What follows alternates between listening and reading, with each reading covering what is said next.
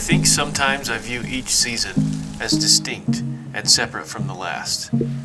This year reminded me again that while each year does bring new opportunities, challenges, and rewards, they're all connected.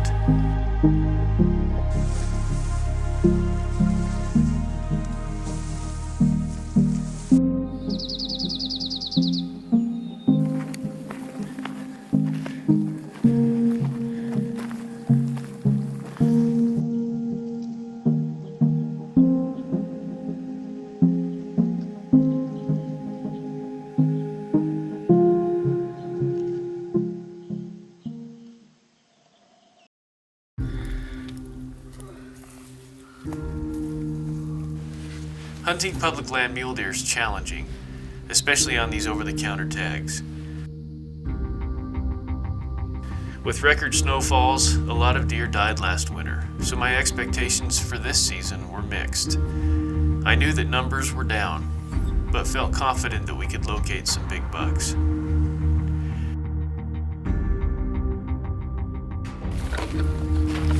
Early summer scouting starts by covering country, setting trail cameras, and searching for a special buck. I started scouting early in the season with my good buddy Big Buck Billy Kennington. We returned to a few areas we'd hunted before, expanded into adjacent areas, and looked at new country that we'd never set foot in hopes of finding a special deer. After a winter like we had, I wasn't sure if we could turn up any of the deer we'd seen during past season, but there were a few that I hoped we could relocate. One particular buck was a big frame typical that I'd seen in late August last season. While trying to relocate the buck I ended up shooting last year. I'd only seen him once, despite spending a lot of time during the hunt trying to get eyes on him one more time. The trail cameras started to show a few deer. A lot of young bucks and a few mature ones. While the cameras were very valuable because they showed us deer that we would have never seen in person, they also showed many of them to be nocturnal and not consistently using the same trails or feeding areas. Early morning and late evening scouting trips finally started to produce a few sightings of bucks that would make the hit list.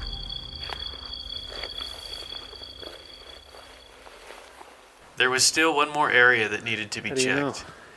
Billy and I hiked in the dark and stayed overnight to have one quick morning chance to look it over. The country was fantastic and rugged, and we found a couple of mature bucks, which made our decision on where to focus our hunting efforts even harder.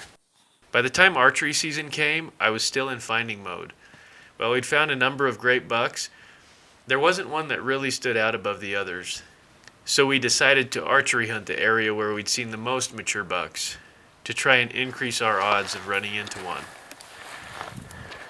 Archery hunters know that hunting big mule deer is extremely difficult, especially in terrain and timber where the bucks weren't bedding in the open. We typically would have one chance in the morning, sometimes a rare sighting in the evening. We were forced to try and predict movement and sit trails, hoping one of the big bucks would walk by. You can't see that from here, but they just went right above that cut right there.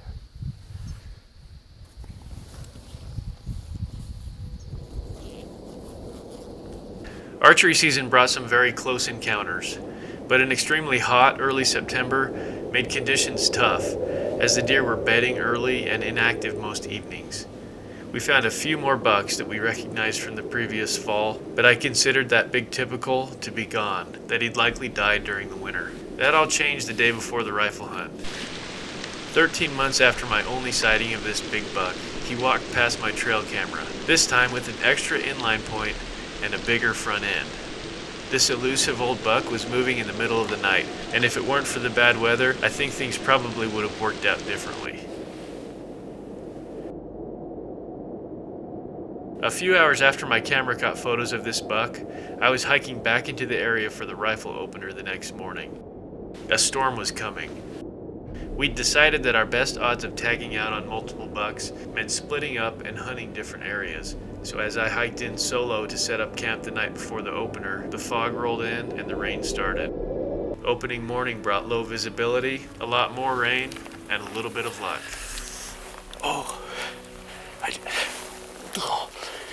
It is freezing cold. I just shot a buck. came up in here last night in the rain. Rained all night. Fog was really, really low. When I got up here, it took forever to get light, and it kind of lifted just a couple minutes ago, and I glassed a buck right up in there. He's 430 yards. I didn't get video because I was worried the fog was going to soak back in, so I figured I better just kill him. I hit him once, looked back up. I think I hit him a little high, and he had his front end under him. Shot him again, got back on him, and he was rolling down the hill. So hopefully he's just laying up there. I'm pretty sure he's out, but I'm gonna put this camera back in the case so it doesn't get ruined by this water, and then I'll get you some more footage when we get up there. Okay guys, I just walked up here to him. You can see his nose sticking up in the air right there. Let's go check him out. I dropped my bag because I'm tired. So he was standing right up in right here. I hit him once, and then I threw the glass back up, and he was just down over here. His head was still up, so you could see his chest, so I put another one in. Let's go see what he is, man.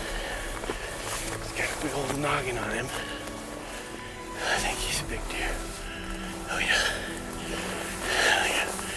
Oh yeah.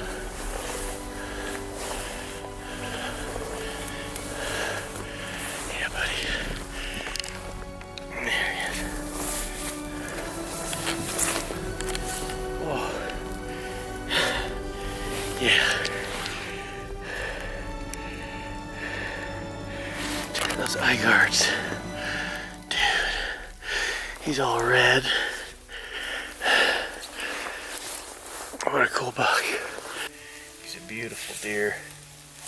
Not a ton of mass, but really long tines. A lot of character on his bases down here, which is awesome. So, anyway guys, that's 2017. I'm gonna pull him over here maybe and take some pictures, but super stoked. It's cool. This is the same thing my buck last year. They're just red antlers like that. It's pretty crazy. When he dries up, he'll brown up, but look at those tips. They're all ivory. He's all red, and he's got a lot of little bumps and stuff going on. But anyway, guys, super excited with him. Really cool buck. Despite the early season scouting, the homework, and the time spent in the area where this buck lived, he eluded me for over a year, proving that these old bucks are masters of hide and seek. As the fog lifted and I saw him standing in that chute, it brought me back to that morning 13 months ago when I first saw him, only a few hundred yards from where he died. While this year added a new tag and more opportunities to my pocket, I realized even more after this hunt that each season is connected. After everything that happens in between seasons, each fall we can return to the mountains and pick up where we left off. Here's looking forward to next season.